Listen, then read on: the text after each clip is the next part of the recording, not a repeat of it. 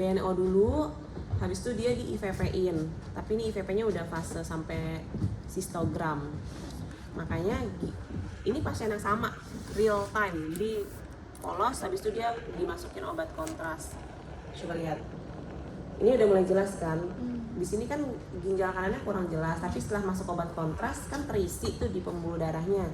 Ya kan, masuk obat kontras, makanya dia lebih jelas batasnya, konturnya. Ya, ini pasien yang sama loh ya. Ini semua pasien yang sama. Ini di menit 10 tapi dia sudah sampai ke sistogram. Biasanya fase sampai ke bladder atau VU ini kan butuh waktu 30 menit, tapi karena ini pasien normal, jadi ini pasien normal untuk belajar gitu ya, karena nggak ada kelainan apa-apa, makanya bagus banget fungsi ekskresinya dan sekresi ginjalnya, fungsi filtrasinya itu bagus, kontras bisa mengisi semua kaliks ya, ini namanya kaliks. Kita belajar anatomi dikit-dikit ya. Ini kan korteks ya, ya. Kemudian jadi ginjal itu mempunyai dua struktur penting, yaitu korteks sama satu lagi apa? Medula. Yang terisi banyak pembuluh darah itu ada di korteks ya. Kalau medula isinya apa yang paling penting? Di piramid ginjal. Disitulah terdapat bagian-bagian glomerulus, contortus, tubulus, fungsi untuk ekskresi cairan urin lah ya, ada di situ tuh fungsinya. Nah, kemudian bagian dari piramid yang meruncing ini disebut dengan kaliks ya. Ini namanya kaliks nih, kaliks. Ada kaliks minor, ada kaliks mayor. Kemudian kaliks, ini kaliks mayor ya. Ya, kaliks. Nah, dari sinilah baru urin keluar melalui ureter. Nah, kalau di ureter ini udah nggak ada pembuluh darah lagi nih, tapi dia berbentuk saluran. Makanya zat kontrasnya bisa terlihat tuh lewat sini, kan dia bentuknya cairan, saluran aja. Ureter sampai masuk ke VU ya. Jadi dengan gambar ini kan udah bisa ngeliat anatominya si traktus urinarius dengan jelas kan? Lihat ya. Lihat nih, ureter selalu berjalan di sisi medial dari processus spinosus ya. Ini ureter yang normal. Ini ya pasien yang sangat-sangat normal. Kemudian, dok, di mana kalau ada bendungan atau ada dilatasi? Adanya di sini ya. Hidronefrosis tuh adanya di sini, di kaliksnya ini. Ingat dulu pas semester sebelumnya ada kaliks yang normal tuh bentuknya cupping, kemudian ada blunting ya, balloning, flattening gitu ya, kayak urutannya itu BFCP, blunting, flattening, balloning. Kemudian kalau misalkan sumbatannya itu ada batu misalkan di sini, di ureter medial sini, kira-kira yang gede mana? Yang bakalan gede atasnya ya. Ingat ya, prinsipnya kalau ada sumbatan pertama kali gede adalah bagian proksimalnya, maka di sini bakal membendung besar gitu. Terus urin kontras nggak bakal bisa lewat, jadi mungkin dia akan terputus sampai sini doang, nggak ngisi sampai sini. Nah, berarti itu emang ada sumbatan di daerah ureter gitu. Terus kemudian apalagi ya tadi ya, ulang ya, bisa nyebutin identitas, marker. Kita main dari luar dulu nih, fat line-nya bagus. Ini fat line-nya bagus nih ya, yang tebel nih. Bagus banget fat line-nya. Habis fat line kita nilai hepar kelihatan sedikit ya di lobus inferiornya, liannya nggak kelihatan. Habis itu lihat distribusi gas ususnya bagus ya, karena dia dengan persiapan ya. Dia nih pasti benar-benar tidak bicara, terus dia sudah buang air besar dulu. Jadi gas ususnya tuh cuman minim banget ada di sini. Setelah selesai ini baru penilaian kontur ginjal kanan dan kiri. Yang kanan tidak terlihat, yang kiri terlihat nih setinggi berapa? VL1 sampai VL3 sisi kiri. Yang kanan tidak terlihat. Ini nggak usah dibaca ya, karena ini adalah IVP. Terus setelah itu cari tidak tampak bayangan radio opak sepanjang traktus urinarius. Di mana deh traktus urinarius? Ya kamu lihat ini di kontur ginjal, berarti cari ureter di sini, nggak ada ya bayangan radio opak. Setelah itu baru apalagi? Psoasnya bagus kanan kiri ya. Terus sistema tulangnya bagus, tidak ada yang fraktur. Kesimpulannya BNO normal, tidak ada kelainan gitu ya. Itu doang. Gampang kan sebenarnya? Cuman karena radiologi itu bukan barang yang tiap hari kalian dengar, jadi pasti nggak gampang juga untuk mengingatnya ya sebenarnya ya kan, karena bahasanya tuh bahasa yang bukan tiap hari kalian bahas gitu ya. Tapi prinsipnya adalah ingat ya, CSL itu dari dulu, dari zaman saya kuliah kayak kalian di sini, CSL itu penilaiannya adalah sistematis. Jadi itu dulu, mau kalian bingung sama isinya, kalau kalian apal tilikan itu udah aman. Karena nanti pada saat ujiannya, yang penting kalian apal urutannya dari luar ke dalam, apa aja harus gue sebutin. Kalau ada tersendat itu masih ketolong dibanding yang benar-benar nggak tahu mau nyebutin apa. Jadi CSL itu emang hafalan tilikan tuh emang harus dihafal mati kalau CSL gitu ya.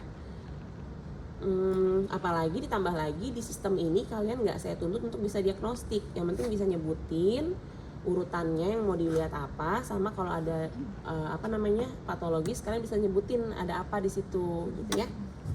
Ya, ada lagi yang mau nanya nggak? Ada yang mau nanya nggak? Gimana? Kalau untuk pasien yang dalam minum kontras itu untuk indikasi apa dok?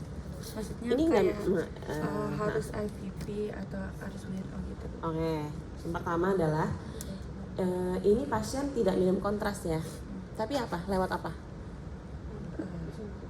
Ini disuntik ya. Kalau IVP itu IVP, intravenous pyelografi. Jadi intravena. Yang pertama pasien ini tidak minum kontras, tapi dia disuntik.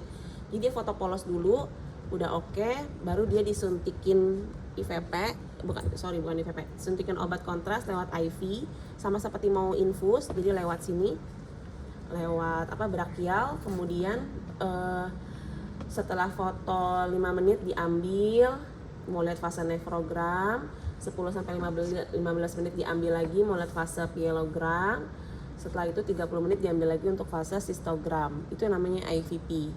Terus kalau pertanyaan kamu dok, pasien indikasi apa sih yang minum obat kontras? Banyak. Kalau kalian pernah dengar appendikogram, ada yang pernah ngalamin? Enggak. Jadi pasien-pasien yang curiga appendicitis tapi tidak memungkinkan untuk di USG terlebih dahulu, ada pemeriksaan di rumah sakit itu namanya appendikogram. Jadi pasien minum obat kontras, obat barium. Jadi obatnya itu bentuknya cair, tergantung rumah sakitnya ya. Kalau di RSUD biasanya dikasih yang murah ya, yang murah meriah biasa. Jadi zat kontrasnya itu bentuknya kayak sagu, tau nggak deh, kayak terigu warna putih, dilarutin sama air biasanya supaya pasien itu nggak enek, dicampurnya pakai buah vita, makanya kita bilangnya jus buah vita. Jadi obat kontrasnya dicampur pakai buah vita, terus jadi kalian kayak minum larutan sagu gitulah ya, si pasiennya minum, benar-benar minum. Terus selama minum itu nggak boleh buang air besar sampai 8 jam pertama di foto abdomen. Nah di situ nanti baru dilihat kira-kira kontrasnya itu masuk mengisi ileosekal sampai appendix apa enggak. Kalau mengisi berarti appendixnya normal, bukan appendicitis. Kalau tidak mengisi ada kemungkinan appendicitis. Itu satu contoh ya kontras yang diminum. Terus apa lagi dok? Ada lagi kalau di level-level rumah sakit tipe A, tipe B, RSUD terutama di daerah yang nggak ada pemeriksaan radiologi yang canggih, ada kalian pernah dengar namanya OMD, osefago. Jadi pemeriksaan yang dilakukan sama bayi yang dicurigain ada suatu stenosis, misalkan stenosis duodenum, stenosis pylorus, itu diminumin itu tuh. Benar-benar tuh bayi diminumin obat kontras, tapi kontrasnya kontras yang buat diinjeksi, jadi bukan yang larutan sagu tadi, bening bentuknya.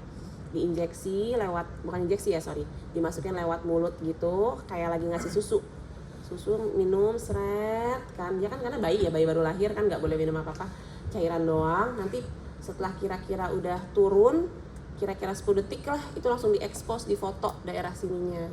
Nah nanti kan karena kontras itu warnanya putih gini, di tenggorokan kalian juga kelihatannya gitu, putih di esofagus.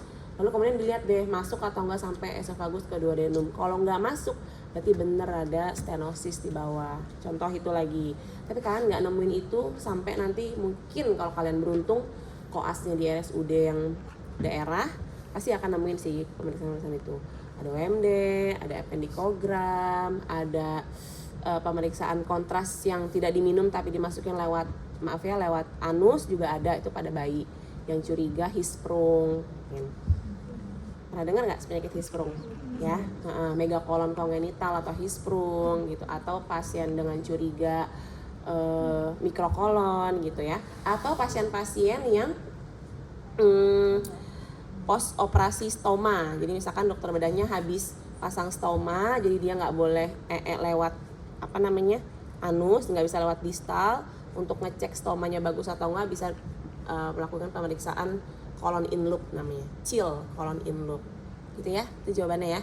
Jadi ini tidak diminum ya, ini diinjeksi ya, namanya juga IVP, intravenous pyelogram. Ada lagi mau nanya?